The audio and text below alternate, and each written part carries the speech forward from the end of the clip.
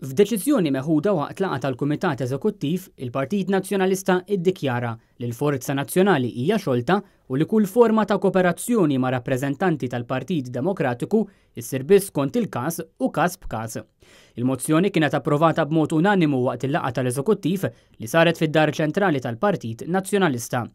Fil-mozzjoni mresqa mis-Segretarju Ġenerali tal-Partit Nazzjonalista Clyde Puli u sekondata mill-uffiċjali u l-membri kollha tal-Amministrattiv tal-Partit Nazzjonalista, intqal li din il-mozzjoni qed tiġi ppreżentata peress li fl-elezzjoni ġenerali ta' Ġunju 2017 il-Forza Nazzjonali ma rebħitx il-maġġoranza neċessarja biex tifforma gvern kif intenzjonat. Il-ftehim bejn il-Partit Nazzjonalista u l-Partit Demokratiku kien ġie ffirmat qabel l-elezzjoni ġenerali, ftehim li permezz tiegħu se tiġi ppreżentata lista ta' kandidati komuni għall-elezzjoni ġenerali bilan li sussegwentament jiġi ffurmat gvern li jieħu deċiżjonijiet fl-interess nazzjonali.